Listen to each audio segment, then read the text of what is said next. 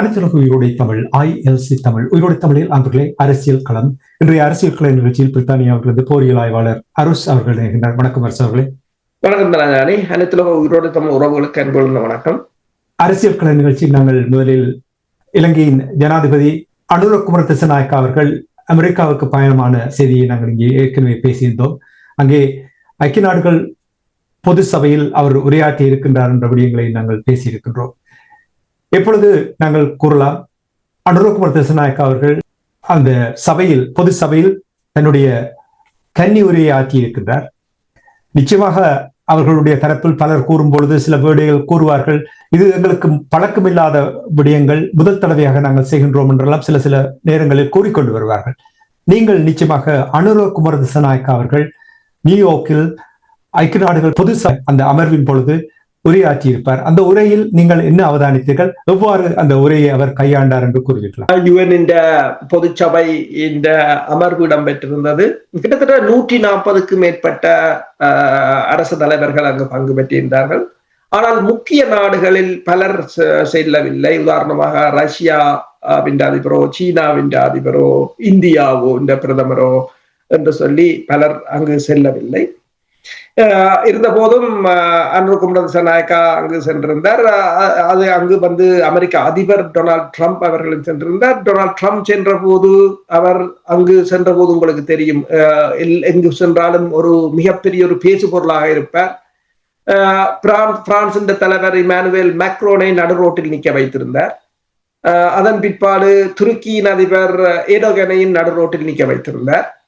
அது கூட இந்த வீடியோக்களில் வைரலாக வந்திருந்தது. இந்த நிலையில் தான் அனுரகுமார திசாநாயக்கா நினைக்கிறேன் புதன்கிழமை தனது உரையை ஆற்றியிருந்தார். அதில் வந்து நீங்கள் கூறியது போல கன்னியுரை, அடுத்ததாக ஒன்றும் தெரியாது அல்லது புதுதண்டு சொல்வதை விட நோமலாக வந்து இவர்களின் உரைகள் வந்து ஒரு குழுவால் தான் வடிவமைக்கப்படுவதுண்டு. மஹிந்த ராஜபக்ஷவின் உரை கூட இங்க இருக்கின்ற சதம் ஹவுஸ் தான் அதை தயாரித்து கொடுத்ததாக கூட கூறியிருப்பார்கள். அதே போலதான் இந்த உரையில் பட்டினி பஞ்சம் தொடர்பாகத்தான் பெருமளவில் பேசியிருந்தார்கள். முன்பு என்று சொன்னால் கிட்டத்தட்ட இப்ப 15-20 வருஷத்துக்கு முதல் என்று சொன்னால் பயங்கரவாதம் என்று பேசியிருப்பார்கள். இப்போது அவர்கள் பட்டினி பஞ்சம், மக்கள் படுற அவலம் என்றெல்லாம் கூறுகிறார்.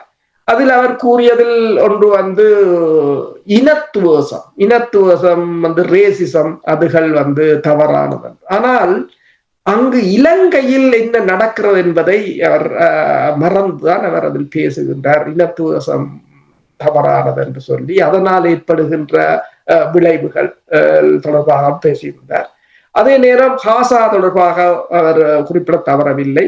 காசாவில் மக்கள் படுகின்ற இன்னல்கள், கிட்டத்தட்ட பெரும்பாலான குழந்தைகளும் பெண்களும் சிறுவர்களும் அங்கு கொல்லப்படுவது, அது நிறுத்தப்பட வேண்டும் என்று சொன்னது மட்டுமல்லாது 1967ஆம் ஆண்டு எல்லைகளின் அடிப்படையில் இரு தேசங்கள் என்ற நாடு அங்கு உருவாவதற்கு இலங்கையும் முழு ஆதரவையும் வழங்கும் என்று கூறியிருக்கின்றார்.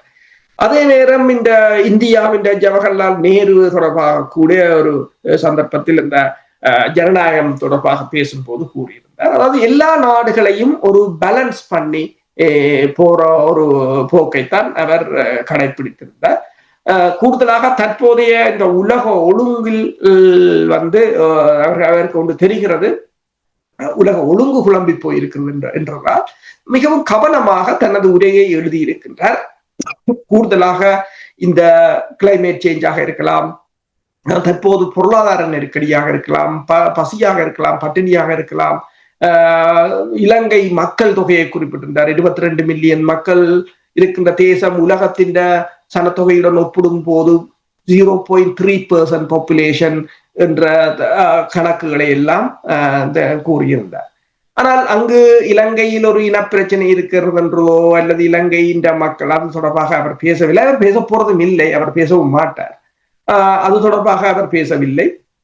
ஏனைய நாடுகளில் இடம்பெறுகின்ற இனத்துவசங்கள், ரேசிசம் தொடர்பாக பேசியிருக்கிறார்.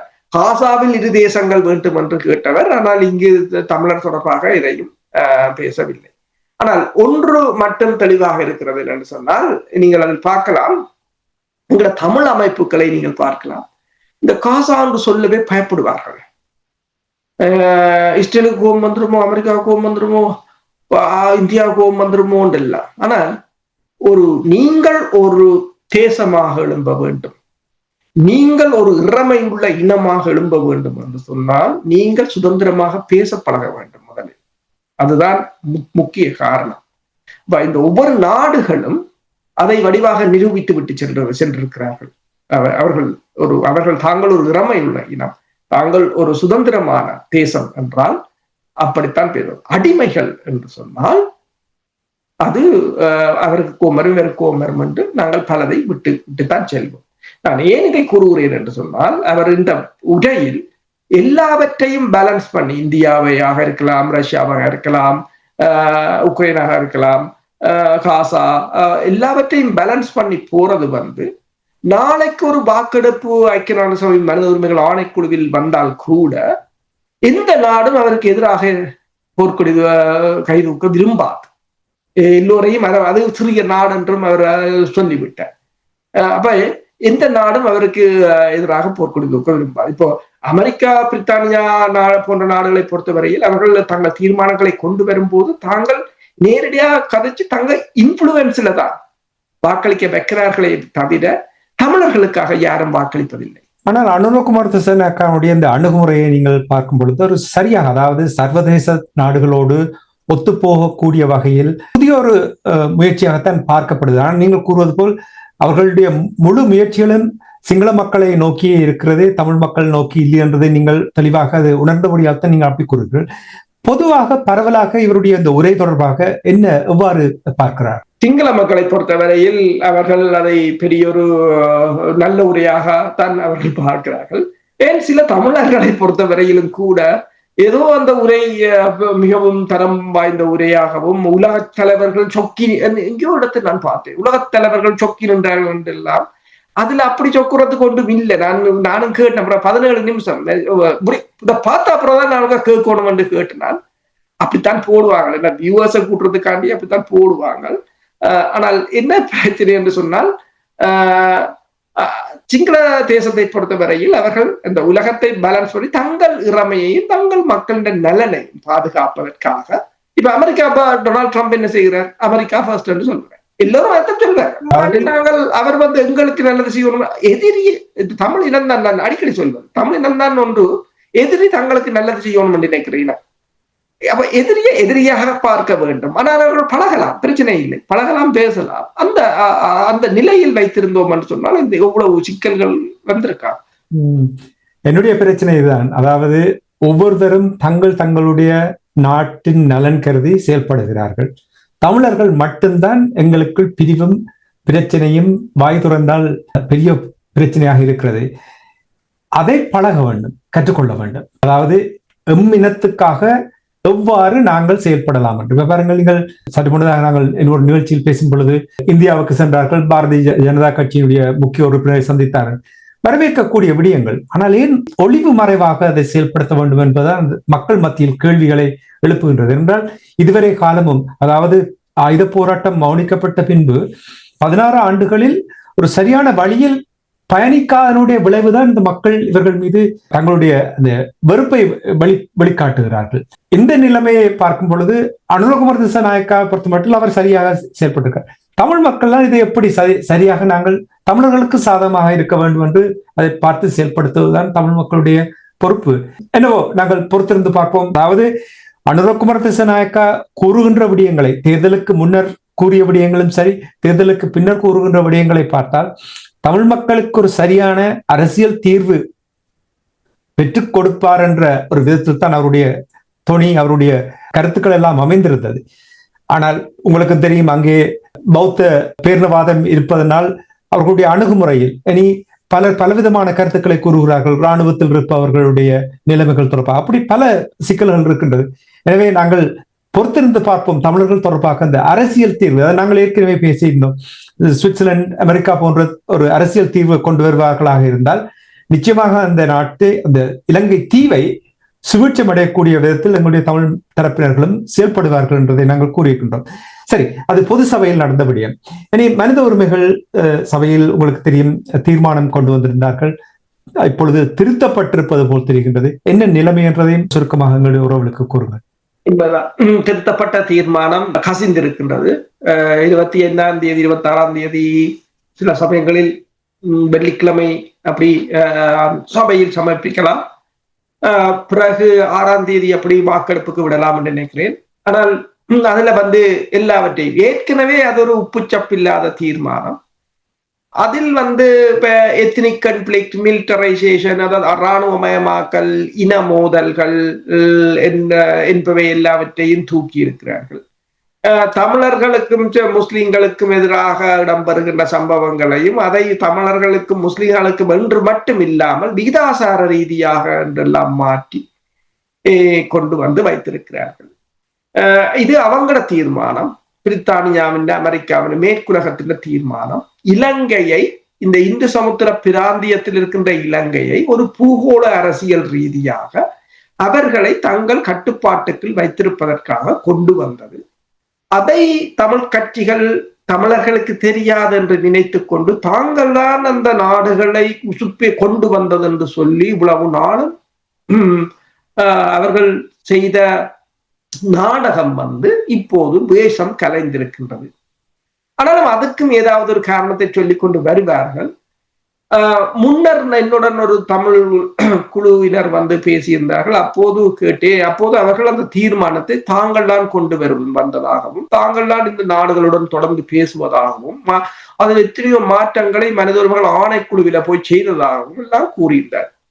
அப்ப ஒரு தீர்மானத்துல 13வது திருத்த சட்டம் வந்தது. அப்ப நான் கேட்டேன், இந்த இது மனித உரிமைகள் ஆணைக்குழுவின் தீர்மானம், அதுக்கும் அரசியலுக்கும் பெருசாக சம்பந்தம் இருக்க போவதில்லை, அதில் இந்த இதை கொண்டு பூத்திட்டதும் அப்ப நீங்களும் ஒன்றால் அதுக்கு பதில் இல்லை. இப்ப அந்த அமைப்பு சொல்லலாம் சில பல இந்த மிலிட்டரைசேஷன், எத்னிக் கன்ஃபிளிக்ட் எல்லாத்தையும் எடுத்தது நாங்கள் என்றுதான் இவர்கள் பொறுப்பேற்க வேண்டும். இந்த தீர்மானத்தை கொண்டு வருவதற்கு தாங்கள் இந்த நாடுகளுடன் இணைந்து பணியாற்றியது என்று சொன்னால் இந்த வெட்டுக்கொத்தல்களுக்கும் அவர்கள் தான் பொறுப்பு. இதுதான் அந்த பொய் சொல்லுவதுன்றதுல உள்ள பிரச்சனை. ஆர்வோ செய்யறதை நாங்கள் செய்ததாக சொல்லும் போது அவன் அதுல மாற்றம் செய்ய நாங்கள் நடுச்சந்தியில நிற்க வேண்டிய நிலையாகத்தான் இருக்கும். ஆனால் அவர்களுக்கு அது தொடர்பாக நான் நினைக்கல.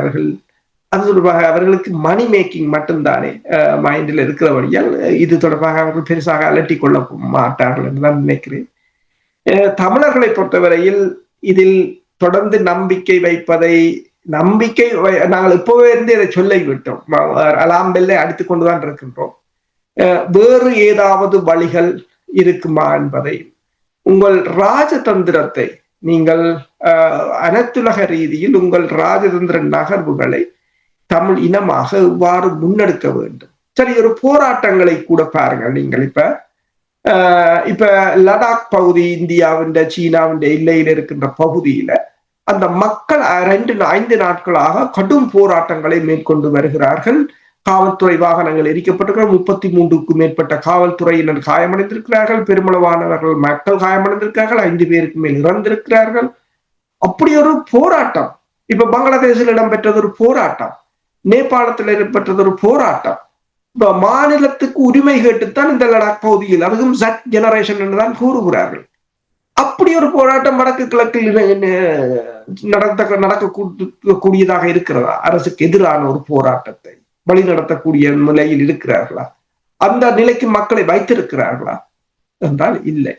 அது எல்லாத்தையும் இந்த மனித உரிமைகள் ஆணைக்குழு, ICC, ICJ என்று சொல்லி ஒரு மாயைகளை உருவாக்கி அமெரிக்கா வருவார், பிரித்தானியா வருவார் என்று சொல்லி அந்த மக்களை வலுவிழக்க செய்ததில் இந்த புலம்பெயர் அமைப்புகள் ஒரு கணிசமான பங்கை.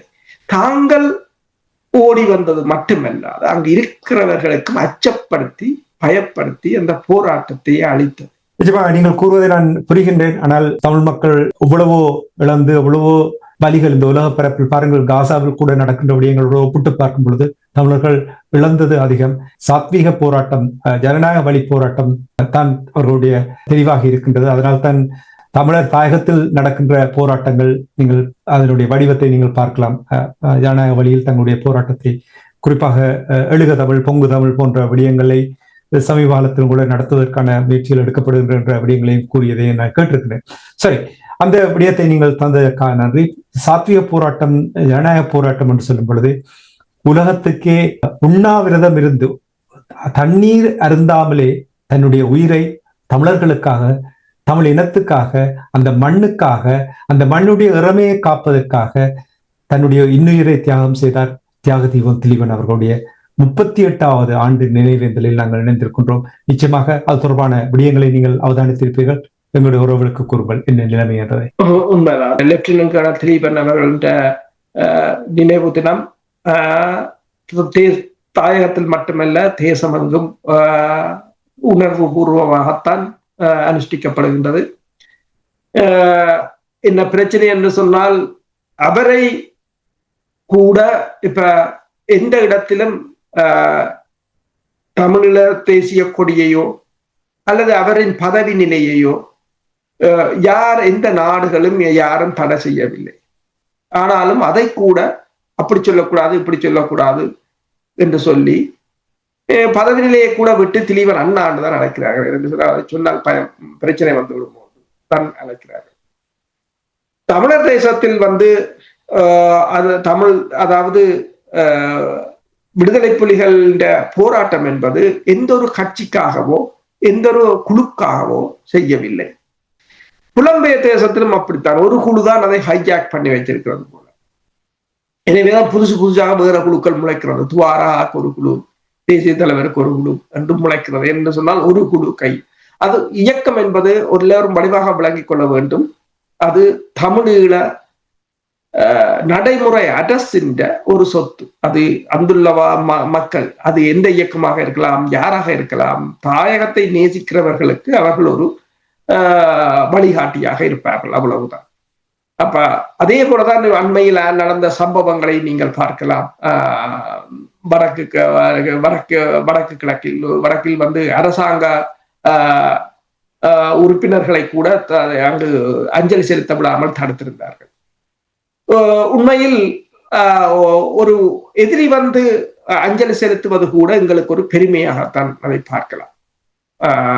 அதை நாங்கள் சிறுமையாக பார்க்க முடியாது. அஞ்சலி செலுத்தத்தான் அடித்துடைக்க அவர்கள் வரவில்லை. அப்ப ஆனால் இப்ப என்ன பிரச்சனை என்று சொன்னால், சரி, 23 வயதுல ஒரு துளி நீரும் குடிக்காம மரணம் அடைந்து விட்டார் திலீபன். இந்த தேசத்துக்காக தன் உயிரை கொடு. ஒவ்வொரு தடவைகளும் நாங்கள் போய் நினைவேந்தல்களை செலுத்துகிறோம். யாராவது செலுத்துபவர்கள் நாங்கள் என்ன செய்திருக்கின்றோம் என்று யோசித்தார்களா? திலீபன் கனவு என்ன? மக்கள் போராட்டம் வெடிக்க வேண்டும், மக்கள் இந்த தமிழீழ தேசத்தை நான் மேலிருந்து பார்ப்பேன் என்றார். ஏதாவது ஒரு நடவடிக்கை எடுக்கிறீங்களா? தேசத்தை மீட்பதற்கு ஏதாவது ஒரு நடவடிக்கை. சரி, அங்கு செல்லும் போதாவது நான் போன வருடத்திலிருந்து இந்த வருடத்துக்கு என்ன செய்தேன், எத்தனையை நான் நகர்த்தினேன்?